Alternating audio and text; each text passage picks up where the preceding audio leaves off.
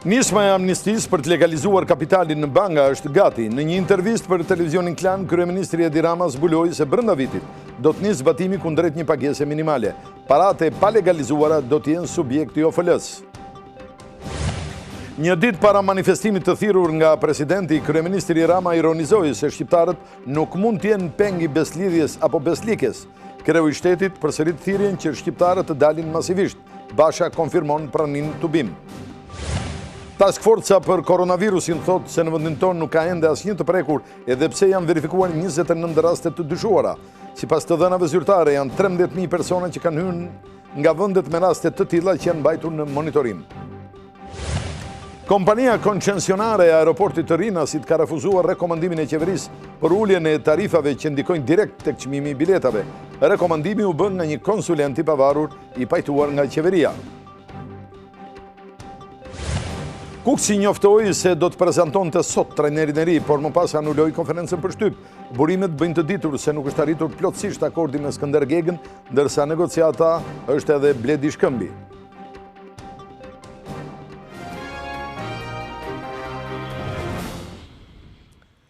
Zonja dhe zotrimi mbrëma dhe mirëserdhet këtu në televizionin Klan. Në këto momente ne po nisim edicionin e mbrëmjes të lajmeve, pikërisht atë të orës 19:30. Kryeministri Edi Rama ka paralajmëruar vënien në zbatim të amnistisë për të legalizuar kapitalin nëpër banka.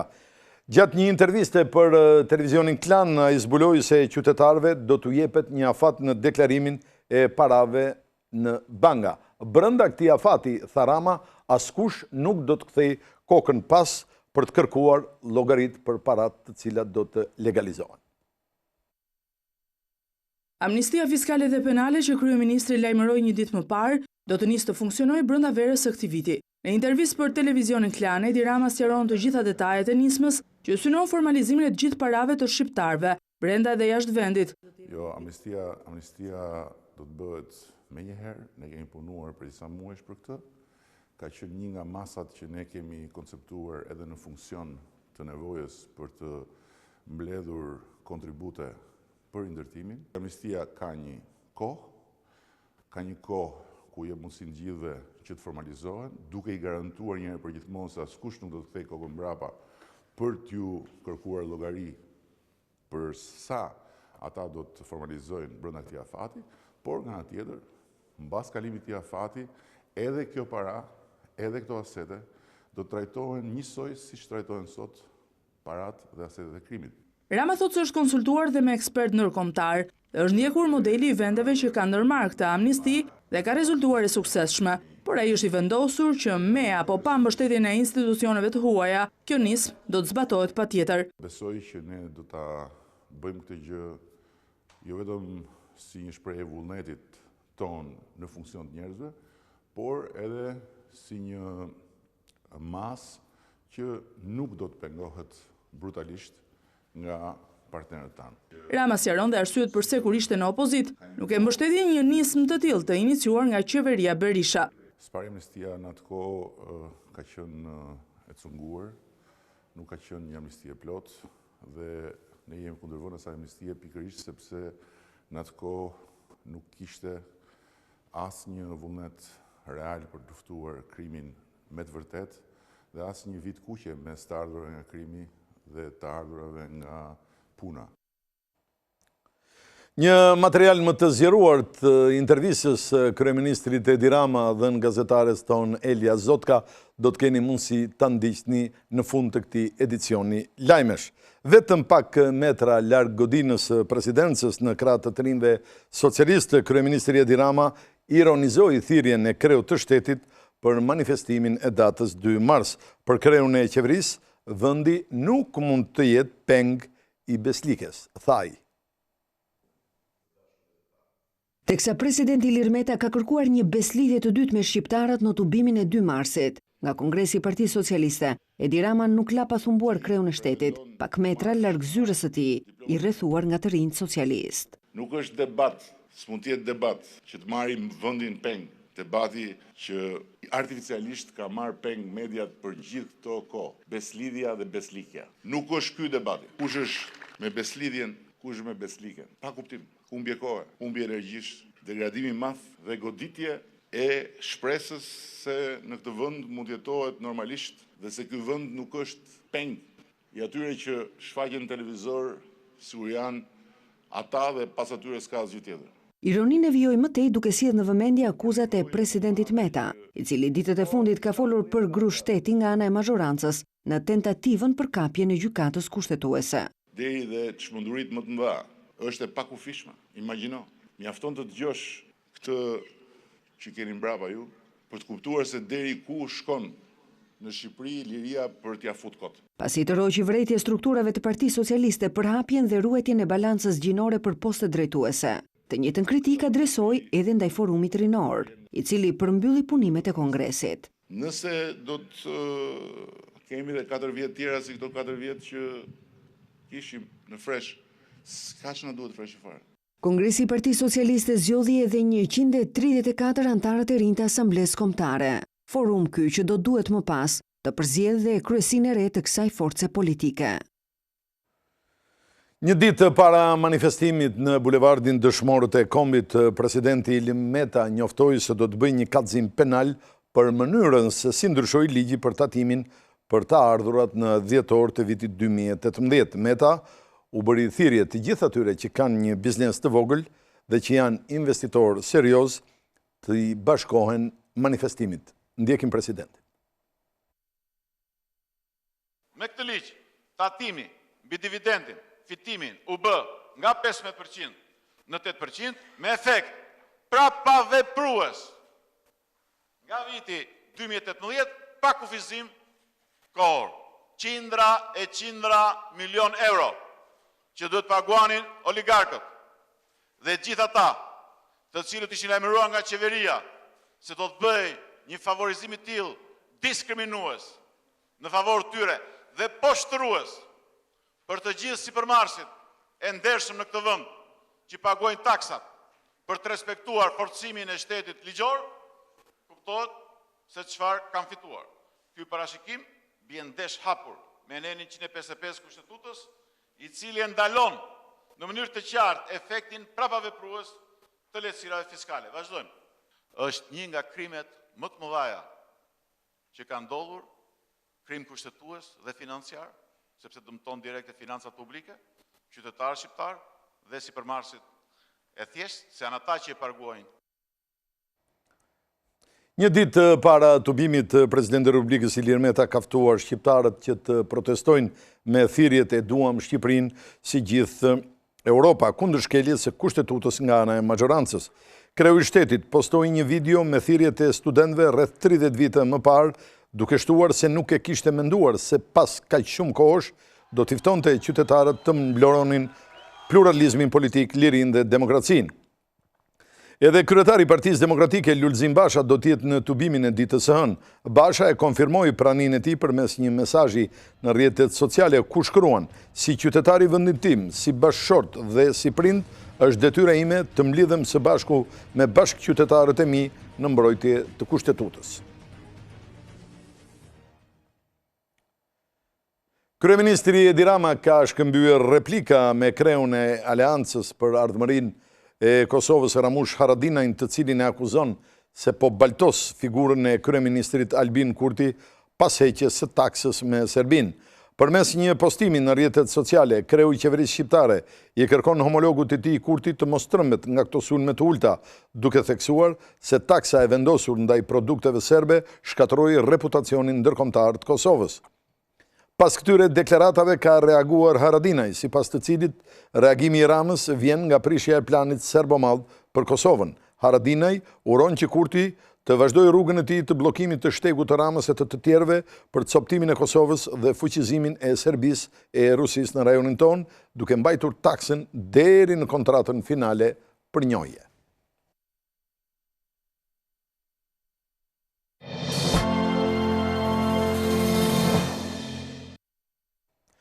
Mirë, do të ecim me të tjera informacione. Kështu botuesi Reis Cico ka dalë sot para gjykatës për të njohur me masën e sigurisë bashkë me 34 persona të tjerë të arrestuar gjatë operacionit me Zhgorani. Seanca u zhvilluar me dyert të mbyllura dhe asnjë nga të ndaluarit nuk ka pranuar akuzën.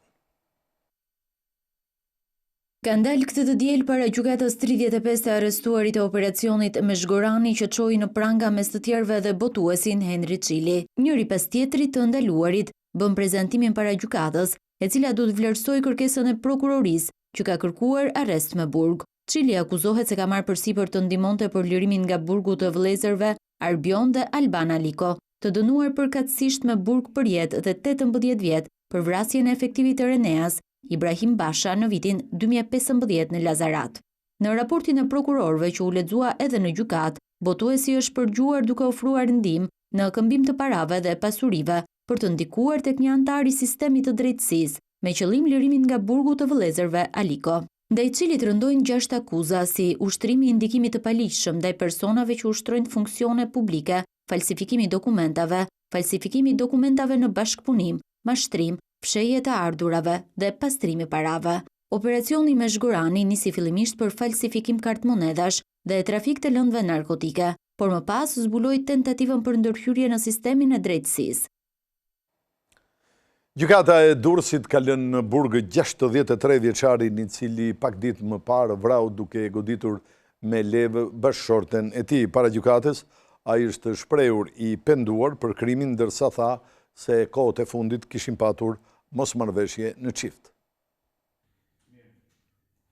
Ky është 63 vjeçari Rushdita Suni që 4 ditë më parë vrau me një levë hekur i bashkëshorten e tij në dyqanin e shitjes së metrazheve në lagjen 17 të Durrësit. Këtë të diel ai doli para gjykatës e cila vendosi ta lërë në burg deri në përfundim të hetimeve. Tasuni pranoi se e ka vrarë bashkëshorten në gjak nxehtësie e sipër për shkak të mosmarrveshjeve që kishin në çift, veprim për të cilin është penduar. Ai tha se ka pasur shumë mosmarrveshje me bashkëshorten dhe atë ditë konflikti ka agravuar gjatë rrugës për në punë dhe më pas në dyqan. Teksa u kërkoi falje vajzave, ai sqaroi se debatet kishin nisur për shkak të borxheve dhe marrëdhënies së tensionuar. Seanca u ndoq nga kushërinjtë e bashkëshortit vrasës, ndërsa të pranishme nuk ishin asnjë nga 3 vajzat e çiftit. Rushdita Suni vrau bashkëshorten e tij 58 vjeçare, Hajdien, duke e goditur në kokë me levë hekuri. Pas kësaj, ai njoftoi policin duke pranuar krimin. 953 gra e vajza kanë kërkuar urdhër mbrojtje nga gjykata e Tiranës vetëm për 2019 për shkak të dhunës në familje. 7 vitet e martesës Ana i kaloi në dhunë. Ditët e 29 vjeçares nga Saranda mbyteshin në ndufin e xhelozisë së bashkëshortit të saj.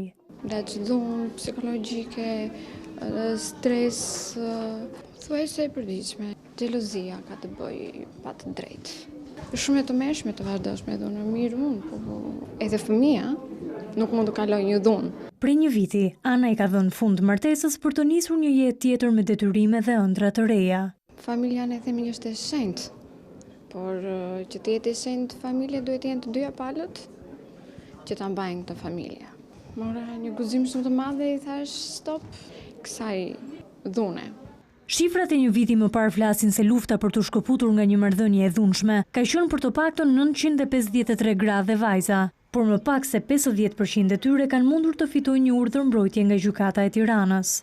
208 çështje janë pushuar, ndërsa 39 të tjera janë pranuar pjesërisht. 127 gra dhe vajza në kryeqytet janë drejtuar gjykatës për urdhër mbrojtje gjatë periudhës janar-shkurt 2020. Vetëm 50% e tyre e ka përfituar mbrojtjen. Për sociologët, dhunimi i antarëve të familjes është sjellje një trashëgimie patriarkale, ndaj në 80% viktima janë gratë. Të tjera shkaqe potenciale që çojnë në dhunë shohin mungesën e të ardhurave, papunësinë apo mungesën e komunikimit.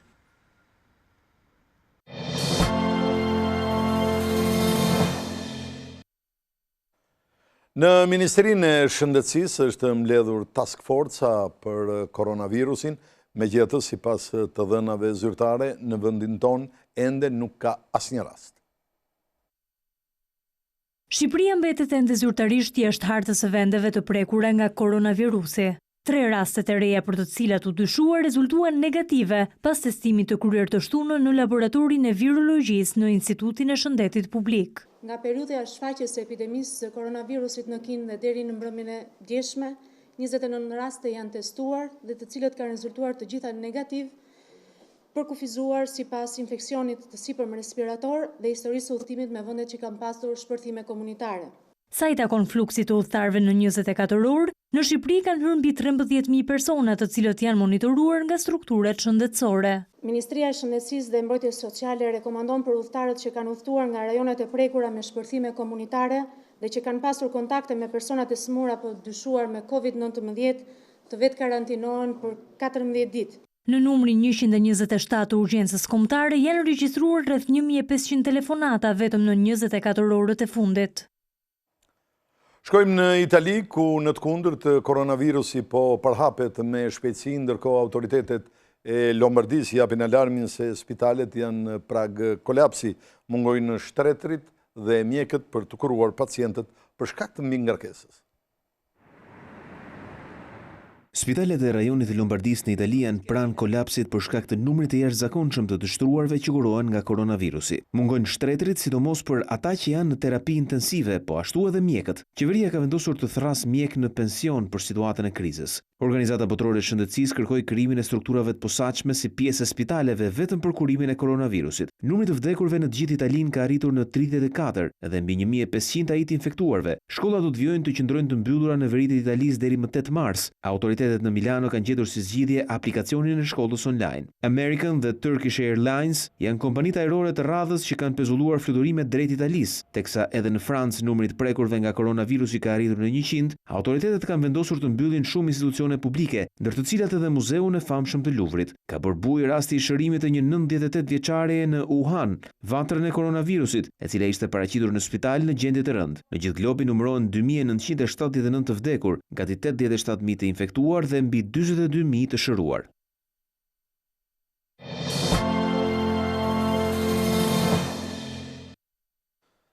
Do të flasim tani për kompaninë koncesionare të aeroportit të Rinasit, e cila ka refuzuar rekomandimin e qeverisë për uljen e tarifave të shërbimeve që ndikojnë në mënyrë direkte në çmimin e biletave që paguajnë qytetarët.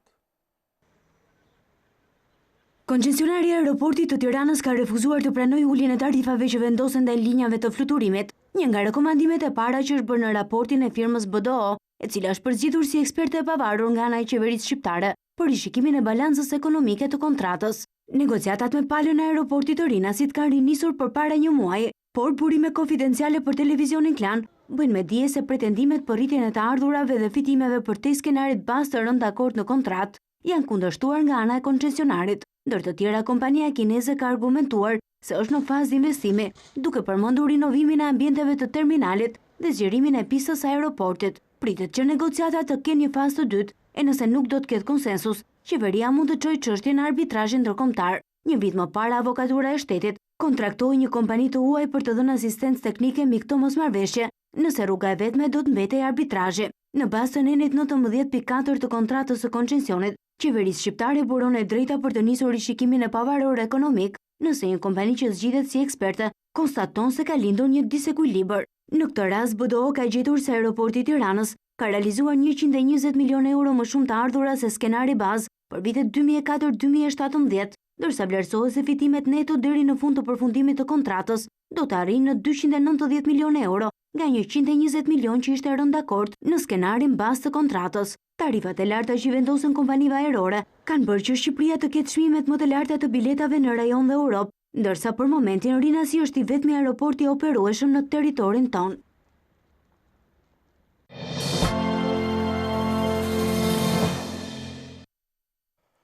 Mirë, sikurse e thamë në hyrje të këtij edicioni lajmesh, tani është momenti të ndjekim të plot intervistën e kryeministrit Edi Rama dhe në gazetares ton Elia Zotka. Edi Rama, çfarë është amnistia, kush përfiton edhe kush përjashtohet nga kjo amnisti? Amnistia përgjithshme fiskale dhe penale është një domosdoshmëri e kohës, pas 30 vjetësh pa asnjë formalizim të ardhurave reale dhe të aseteve reale të shumë kujt që ka punuar fort në migracion. E kujtojmë shumë mirë që shqiptarët në kryet herës nuk i ka pritur njëri krahapur, kanë bërë gjithë farë punësh në zezë, kanë kursyer çdo pikë djerse dhe kanë mbledhur kursimet e tyre, cilat qoftë i kanë dërguar tek familjarët, qoftë i kanë mbajtur në jastëk, kur i thonë. Dhe nga ana tjetër, e shumë shqiptarëve këtu në Shqipëri që kanë bërë të njëjtën gjë dhe që sot është e domosdoshme të formalizoj të ardhurat e veta nga puna, ty në sistem duke mos ju frikur të ardhmes vetë ligjit që domosdoshmërisht do duhet të bëhet i barabartë për gjithë dhe në këtë fushë. Natyrisht që nga kjo amnisti përjashtohen kategorikisht qoftë të ardhurat nga krimi, nga të gjitha ato figurat të krimit që sot po i trajton OFL-ja, SPAK-u dhe gjykata speciale, qoftë politikanët, gjykatësit, prokurorët, bashkë me rrethën e tyre familjar, apo punojësit e policisë shtetit, bashkë me rrethën e tyre familjar, si dhe të gjithë drejtuesit e shtetit që janë subjekt i deklarimit të pasurive. Për të ardhurat nga krimi apo nga shkelja e ligjit në detyrë i paguar me taksat e shqiptarëve, nuk ka dhe nuk mund të ketë kurrë amnisti. Zotëri Rama, pse në këtë moment, aktualisht besoj është në fazën e projektit DES, do doj kohë që të hartohet, besoj që ju mendoni që në vitin 2021 do të filloj zbatimi i kësaj amnistie dhe a bëhet kjo për efekte elektorale me që do të... Jo, amnistia do të bëhet me njëherë, ne kemi punuar për disa muesh për këtë, ka qenë një nga masat që ne kemi konceptuar edhe në funksion të nevojës për të mbledhur kontribute për ndërtimin. Formalizimi i paras, futja e të ardhurave nga puna në banka, do të bëhet me një komision shumë të ullët, shumë të favorshëm për njerëzit. Do të ketë një përqindje. Shumë të favorshëm, siç bëhet kudo në botë, shumë të favorshëm për njerëzit, por edhe si kontribut që do të shkojë në funksion të njerëzve përsëri përmes investimeve publike. E ka provuar edhe paraardhësi juaj, zoti Berisha, ka tentuar në fakt që të bëjnë një amnisti fiskale, jo penale, por nuk u pranua nga ndërkombëtarët. Si do t'i bindni ju ndërkombëtarët? Spari amnistia në atë kohë ka qenë e cunguar, nuk ka qenë një amnistie plot dhe ne jemi kundërvënë asaj amnistie pikërisht sepse në atë kohë nuk kishte asnjë vullnet real për të luftuar krimin me të vërtet dhe asnjë vit kuqe mes të ardhurave nga krimi dhe të ardhurave nga puna. Sot ne kemi vendosur të vit kuqe, lufta me të ardhurat e krimit ka filluar dhe të shkojë deri në fund, ndërkohë që e kanë vënë re në vimësi, shumë njerëz janë shqetësuar nga kjo, shumë njerëz zakonshëm, kanë marrë mesazhe pafund nga emigrantë, të cilët janë trembur pikërisht faktit se ky sulm mund të përshkallëzojë deri tek pasuria e tyre. Kjo do të bëjë që askush mos i tutet investimeve me të ardhur nga puna e vet. Kjo do të bëjë që njerëzit ta kuptojnë shumë qartë që për politikanët dita e llogarisë po afron dhe do të vijë për të gjithë nga uni i pari deri tek i fundit për të ndarë përfundimisht se kush është kush, se si jemi të gjithë njësoj. Ndërkombëtarët, zoti Rama, si do t'i bindni, sepse ju gjithmonë kur keni pasur nisma të rëndësishme ligjore keni marrë konsulencën e tyre. A mendoni se do të pranojnë, ju vetë thatë që gjithë bota mbar të vihet kundër kësaj nisme, ne do ta çojmë deri në fund? Unë ka bërë bisedat e mia paraprakisht dhe besoj që ne do ta bëjmë këtë gjë jo vetëm si një shprehje e vullnetit ton në funksion të njerëzve, por edhe si një mas që nuk do të pengohet brutalisht nga partnerët tanë. Megjithatë, ne këtë do ta bëjmë. Kështu që amnistia ka një kohë ku jep mundësinë gjithëve që të formalizohen, duke i garantuar një herë për gjithmonë se askush nuk do të kthejë kokën mbrapa për t'ju kërkuar llogari për sa ata do të formalizojnë brenda këtij afati, por nga ana tjetër, mbas kalimit të afati, edhe kjo para, edhe këto asete do të trajtohen njësoj siç trajtohen sot parat dhe asetet e krimit. Pra do të thotë që askush nuk duhet i shmanget kësaj mundësie të madhe për veten dhe s'ka pse ta fusi veten në telashe nesër. Ka një model ndërkombëtar që është ndjekur, ka qenë i suksesshëm? Të gjitha vendet pothuajse e kanë bërë amnistin në vitet ndryshme, në kohë të ndryshme. Italia fqinje ka bërë në mënyrë të përsëritur, pak përpara e bëri Belgjika. Ne i kemi studiuar të gjitha dhe besoj që kemi gati një model që do të jetë një model i suksesshëm që shumë shpejt në javën e vijim ne do të avancojmë dhe do ta çojmë në kuën e Shqipërisë. Ka një llogaritje se sa mund të shkojë? Nuk mund ta themi këtë. Është e sigurt që janë miliarda që shqiptarët kanë kursyer nga puna, por se sa do të jetë shuma, këtë nuk mund ta themi. Ndërkohë ne jemi në finalizimin e detajeve lidhur edhe me komisionin që do të vihet këtyre të ardhurave dhe unë jam i bindur që do të jetë një lehtësim i madh për të gjithë ata që kanë punuar fort. Rama, nuk i druheni mundësisë që në të ardhmen do t'i hapni rrugë informalitetit me këtë nismë, sepse shqiptarët do mendojnë që do të vijë një qeveri tjetër dhe në një moment do bëjnë një amnisti. Nuk kemi pse i druhemi kësaj, sepse ka 30 vjet faktikisht që ne kemi hyrë në një sistem tjetër. Kemi një sistem ku pothuajse për një dekadë ne s'kemi pasur banka private dhe faktikisht kemi pasur një ekonomi cash. Dhe nga ana tjetër sigurisht që të gjitha këto janë rrisje, por ajo që është e rëndësishme është që të gjithëve sot t'u jepni një shans. Nga ana tjetër për të qenë komplet qetë, qoftë me të ardhurat e tyre këtu, qoftë në të gjitha vendet ku ata janë, sepse kjo do të lidhet dhe me një element tjetër të legjislacionit që ne do të adoptojmë siç e ka gjithë Bashkimi Evropian, ku jo vetëm pasuria e regjistruar këtu, jo vetëm të ardhurat e fituara këtu, por pasuria e regjistruar dhe të ardhurat e fituara në vende të tjera do të jenë subjekt i monitorimit të shtetit tanë.